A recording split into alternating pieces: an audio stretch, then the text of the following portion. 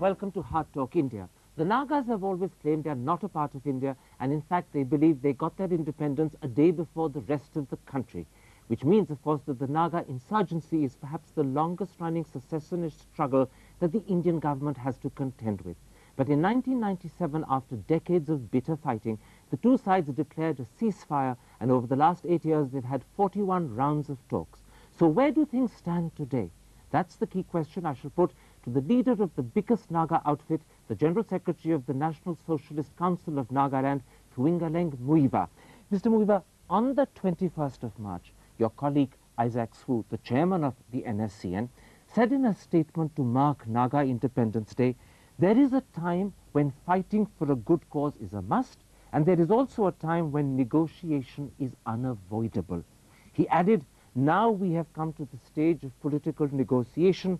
The Naga people should be wise to seize this finest opportunity for finding an amicable solution. Does this mean that the time is ripe for settlement of the Naga issue with India? You're right. Because, in the past, the Indian leadership did never care to understand the Nagas. So fighting started because they sent troops and occupied Nagaland. But now they say that, no, it is not military solution. That would be possible, but through political talks. So if it is so, why not? Now you refer to a change in the attitude of the Indian leadership. How much of that was brought about by the decision of the Vajpayee government to recognize the unique identity and history of the Naga people? It has given a good wave of understanding, and it serves a lot of purpose there in Nagaland. Why? Because this is the first time in the history that the leaders or the government of India has recognized the uniqueness of Naga history. This had been done long before, since, but that was not done. But now, the uniqueness of Naga history is clear. The situation is also clear. So it is a good chance for every one of us to seek solution. Now, as I said, you've had 8 rounds of talks since December when you came to India. You've had 41 rounds since 1997 when the ceasefire was declared. Are the two sides coming closer together? Yes, that can be assumed, because from our side also, we have started taking steps, initiatives to come closer, because government of India has also recognized the unique history of the Nagas. So that should be the point, see, to come closer towards each other. So after they recognize the unique history, you two are responding in a similar way? Yeah. And the talks are actually making progress? It is making progress in the sense that when Mr. Vajpayee's government recognized the uniqueness of Naga history, we also accepted his invitation to come to India. Actually, so far as the venue of the talk is concerned, it had to be somewhere outside India. But since they have recognized positively the uniqueness of Naga history, we should also honor them and reciprocate. So we did that. So we accepted his invitation to come to India. Let me try and understand your present position. I believe that over the last 8 years from 1997, you no longer stress your traditional demand for sovereignty. Instead, you are now asking for, to use your words, a special federal relationship with India. Is that right? But here the question is, sovereignty of the Naga people belongs to the Naga people, and to the Naga people alone. That cannot be otherwise. So Nagas have the right to decide their future, to determine their fate also. So long as that is there, of course, adjustment can be made. But you are, in your negotiations with the Indian government at the moment, talking about a special federal relationship with India. The problem is this. So long as the national identity of Nagas are recognized and honored, that is possible. So as long as the uniqueness of Naga identity is recognized and honored, a special federal relationship is possible. When we say federal special federal relationship, it has to depend on the terms of the agreement. Quite right. That can be arrived at. On the terms of the agreement that can be arrived at. Yeah. Let's explore, in a sense, what sort of agreement can be arrived at. When you talk about a special federal relationship with India, are you in fact talking of a special federal position within the Indian Constitution? No, it should be Federation of India and Nagaland. A Federation of India and Nagaland, Yeah. but not a special federal position within the Indian Constitution. No, within the Indian Constitution, that is not possible. But a special federal relationship between the two is possible. Yes. Now, in this special federal relationship, what sort of powers would lie with the government in Delhi? No, it is in the process of working out. So it may be a little bit too early on my part to make elaboration on that. It's been said that the areas or subjects that you're talking about where Delhi could have control would be defense, external affairs, communication, currency. Am I wrong? Yeah, in some aspect, you're right. In some aspects, I'm Yes. right. Without Right. wanting to confirm it, I am in some aspects right. But yes, you are right. But we haven't yet settled that, those questions. Quite right. They aren't settled, Mm. but that's a possibility. No. You know, when we talk about defense, we have to say that Nagaland must be defended jointly in the events of external threat. That is possible. Why? Because, you know, if Nagaland would be in danger, naturally the security of India would also be threatened. And we appreciate that. That is why. Would a joint defense agreement apply the other way around? If India were under threat, would Nagaland come to India's defense as well? That is not the case. That is not the case. Supposing there's a war or confrontation between India and other countries, Naga should not be under the obligation to join forces with India. Not an obligation, but under the terms of an agreement that you arrive at, the option could be open. Here the point is joint defense only Nagaland. Joint defense only of Nagaland. Nagaland. But you are saying that the other areas I mentioned, external affairs, currency, communication, those are areas where you're thinking of the possibility that Delhi could be in control. We have already made our position very clear about this also. So far as external affairs are concerned, primarily government of India should have them. Primarily government of India. Yes. But whenever the interests of the Nagas are affected, Nagas should also represent. Okay. All the other powers would vest with the government in Kohima, and you would have your own constitution for deciding how they're exercised. Is that right? You're right.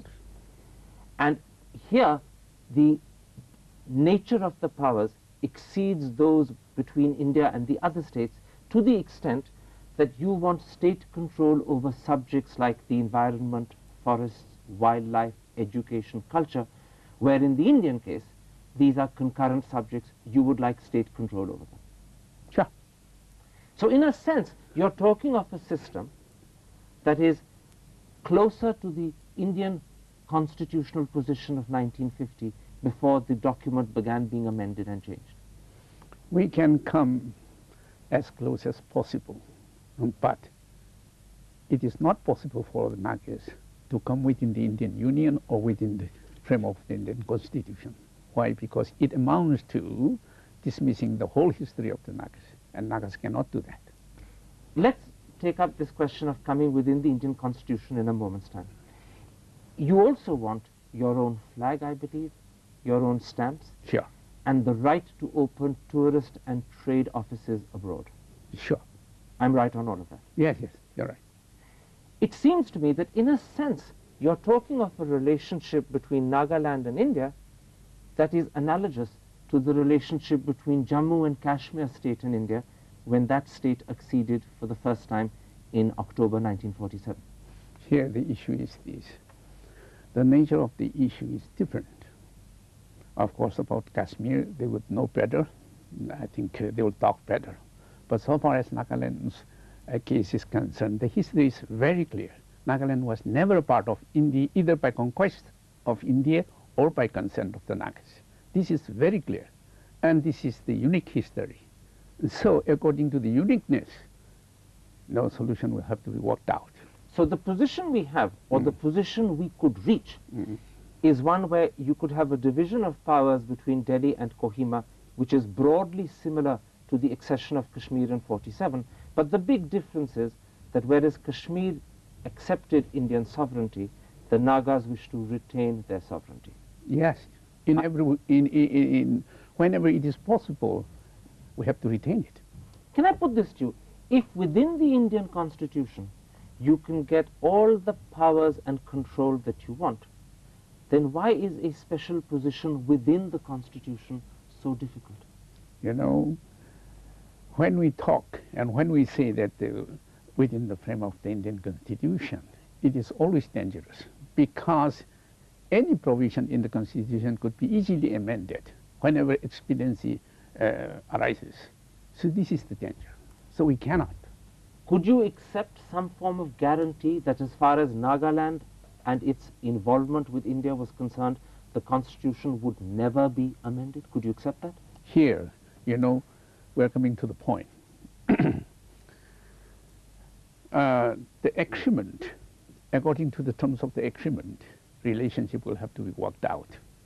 The agreement will have, the agreement which is going to be arrived at should be incorporated in the Indian constitution. Equally, it should also be incorporated in the Naga constitution. But if the agreement were incorporated in the Indian constitution in such a way that it can never be amended, and you have that guarantee, then could you accept a special position within the Indian constitution? No. Not even then?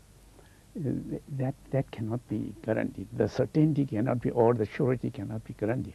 And because it can't be guaranteed, you can't accept a position within the constitution. That is the point. We cannot accept it. And yet the anomaly is that at the moment, Mr. Muiva, you travel on an Indian passport. You are right. But you know, in filling up the forms, I specifically mentioned that loyalty or allegiance to the Indian constitution is not applicable, it is not acceptable. In other words, you made a point of excluding that. Yeah. All right. Now, the second big issue is your demand for the integration of Naga territories outside the present borders of Nagaland with Nagaland. I believe that here today what you are asking for is recognition of the legitimacy of the people's aspirations for Naga integration and a reasonable time frame for its implementation. Is that right? That's right, if they can be accepted. So what you are saying is, agree to the principle today, implement it later on, but within a reasonable time frame. If it is possible, why not we start? The process of integration. But from the Indian side, you know, they are not fully prepared yet. And you are prepared to give them a little time, provided they recognize the principle immediately. Sure. Okay, so here there is a real possibility that you are making a concession in terms of implementation, although on principle you want an immediate decision. Sure. Let's look at the demand a little bit more closely. For instance, in Assam, you're claiming a strip of territory from Dibrugarh roughly in the north to Silchar roughly in the south, where most of the population is not Naga. For instance, in North Kachar, barely 5% are Naga. In Kabi Anglong, it may not even be more than 0.5%. So what's the ground for this claim? No, you know, we don't claim any land belonging to others. But the land Nagas have been living in from time immemorial. Of course, they must have that. Why? Because those part of lands were divided by the British and then by the government, given them. No, that is not justified. So it's a historical claim rather than a claim based on present residence or ownership? No. You are right. Here the question is, Nagaland was just a compact area. We don't have greater Nagaland. We don't have smaller Nagaland either. No? We have just the land that belongs to us. And the land that belongs to us must be ours. The problem with a historical claim, where for 100 years or more the status quo has been quite different, is this. Suppose India were to claim Kabul on the grounds that Maharaja Ranjit Singh in the 19th century ran Afghanistan and controlled the country. Afghanistan wouldn't agree. Such historical claims lose their validity with time, don't they? But you know, in the case of Kabul or in the case of Afghanistan, that may be true, may not be true. I cannot say for sure. But so far as the Naga issue is concerned, you know, Nagaland was divided and is divided still without the consent of the Nagas, totally against the wishes of the Nagas. This is one of the main reasons why Nagas have been so bitter and fighting. I'm told that in fact your claim in parts of Manipur is a lot stronger. In Ukhrul, for instance, the population is perhaps well over 80% Naga. But the problem there is that any attempt made to separate areas like Ukhrul from Manipur would lead to violence and bloodshed, as happened in 2001. Of course, if our land there in Manipur, we don't claim any land belonging to the Meiteis. This must be cleared. It is very serious. But what about the violence and the bloodshed that would inevitably follow? Well, that is by the Meiteis, but backed by the Indian government. So we're not responsible for that. You know, for the Nagas, naturally we have to claim the land belonging to us. You go and see whether we are claiming lands belonging to others or the lands, I mean, in which we have been living. In fact, Ukhrul is an emotional and personal issue for you. You come from Ukhrul. Yeah. Would I be right in saying that the claim on Ukhrul is non-negotiable? It's not a claim. It's not a claim. It is a fact that Naga areas here in Manipur, so-called Manipur, is very clear. And it was not the decision of the Naga people to live there, but we were just forced by the British and by the Indian government that we cannot accept. Nagas must have the right to own the land. Why should government of India give land of the Nagas to others? This is the greater question. Also, Ukhrul has a personal meaning for you. Your claim to lead the Nagas could be undermined if Ukhrul is not part of the Naga land you lead. Of course, if it is not, if Naga areas in Manipur would be just deprived for unification, there would be absolutely no solution. I'm told that Tirap and Changlang in Arunachal Pradesh may be easier for you to merge with, and that it's even possible that Arunachali politicians would agree to cede this territory. Am I right? I believe so, because if this question is asked to the Naga people, population, whether they are in Arunachal or in Assam or in Manipur, Nagas will naturally say yes. But the problem is that the government of India wants to please the Meiteis, the Assamese, and the Arunachalis. This is the problem. You're saying the government is trying to please too many people and it can't succeed. You're right. That's the point. But the problem with ceding territory is that it's not just an emotional issue, it's often an intractable issue. Would you be happy for the government of India to set up a states reorganization commission or a states boundary commission to resolve this difficult problem? That is up to the Indians, if they can do that. But here the main... You would have no objection? No, the problem is this here. You know, Nagas are skeptical. Why? Because whenever any issue arose in the past, let me say, government of India took side with others, not with the Nagas, always against the Nagas. But this time round, if they were to set up a reorganization or a re-boundaries drawing commission, and you believed that they were doing it sincerely, and that's an important qualification, if all the Naga, then would you accept?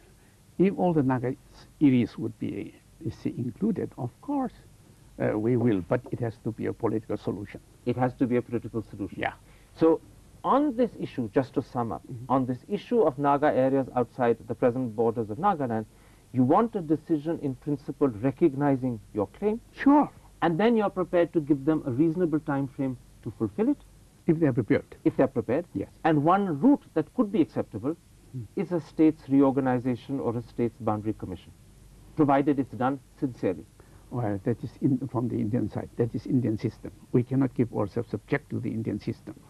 But if they can work out, which can be acceptable to us, of course, we will accept that. But it has to be a political solution. Now, you often talk about, and the phrase is Nagaland for Christ. What am I to make of this? Do you want a theocratic state? No, that is not the case. We have been misunderstood about this. No, this is not the law. This is not the law. This is not the compulsion. This is the aspiration of the Naga people, because more than 95% of the populations are Christians. Naturally, they have to profess that way. So would your proposed Naga state be secular? Sure, it has to be secular. If it is not secular, then we will be betraying ourselves. Why? And non-Naga and non-Christian minorities would be secure? Sure, they would be secured. You've been talking to the Indian government for 4 months. You've had 8 rounds since you came to India in December. Do you have a deadline in mind, or can the talks continue indefinitely? I think it is too early to talk about it. Anyway, that is also pertinent in a way. Here, if progress cannot be made, naturally it will be a waste of time. But so, at the moment, you have said progress is being made. Slowly, but not on big issues. Not on big issues. Are you satisfied with the progress, or are you beginning to feel frustrated? Well, what to do? If we cannot foresee any progress, positive steps to be taken from the Indian side, there's no point to be confident also. But at this moment, you haven't reached that point. At this moment, you are prepared to give the Indians more time. Is that right? Yes. But you should not be too presumptuous. Things could go wrong. Things can go wrong anytime. So that the audience can understand, I want to ask you a blunt question. Are you an optimist, or are you becoming pessimistic? So I mean to say that if the uniqueness of Naga history is recognized, And it has been. and if the solution is to be sought on the basis of this, naturally one has to be hopeful. And See? that means that Tuing Muiva is hopeful. It's hopeful so long as it is, that acceptance of the uniqueness of the Naga history is respected by the present government. So on that basis, given time and given sincerity, we could have a political solution. Sure. Mr. Muiva, pleasure talking to you. Thank you. Same to you.